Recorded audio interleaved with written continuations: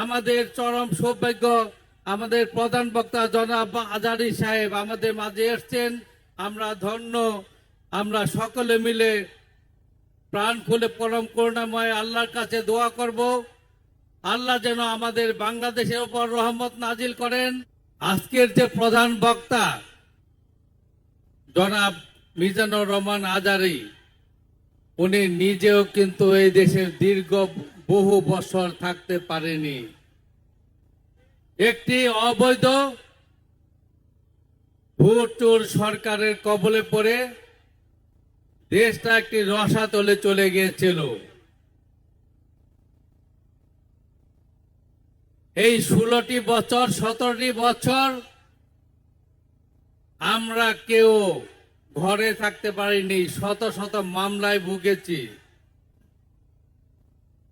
সেখান থেকে পরিতৃপ্তি পেয়ে আমরা একটি নতুন ভাবে স্বাধীনতা পেয়েছি। আমরা যে কোনো মূল্যেই এই স্বাধীনতা আমরা রক্ষা করব ইনশাআল্লাহ। আজকে আমরা এই বিশাল আয়োজন, প্রধান বক্তা এসেছেন। বহু বছর কিন্তু আমরা এইভাবে একত্রিত হতে পারিনি, আমাদের একত্রিত হতে দেওয়া হয়নি, এমনকি দেশে থাকতেও দেওয়া হয়নি। সুতরাং আমরা একটা স্বাধীন রাষ্ট্র পেয়েছি। এই স্বাধীনতার ফল আমরা সকলে মিলে একসাথে ভোগ করতে চাই। সকলে মিলে সুন্দর একটি সমাজ গড়তে চাই, সুন্দর একটি বাংলাদেশ গড়তে চাই। যারা এর বিরুদ্ধে ষড়যন্ত্র করবে তাদের বিরুদ্ধেও আমরা আবার রুখে দাঁড়াবো। এখানে যারা যুবক ভাইরা আছেন, বিশেষ করে 30-35 বছরের যুবক ভাইরা, তারা জীবনও কোনোদিন ভোট দিতে পারেননি। আপনারা সকলে ভোট দিতে চান না? আমরা চাই আপনাদের সকলের ভোটের ব্যবস্থা করা, আপনাদের স্বাধীনতা আপনাদের ফিরিয়ে দেওয়া। এর বাধা যারা হবে তাদের বিরুদ্ধে আমরা অবস্থান নিব।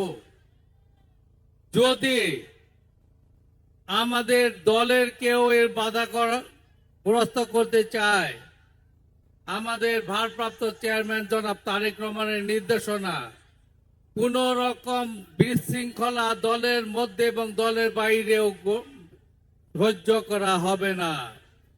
সুতরাং সকলে মিলে আসুন একটি দেশ গড়ি, সুন্দর দেশ গড়ি। আমাদের আগামী প্রজন্মকে আমরা উন্নতির শিখরে নিয়ে যাই।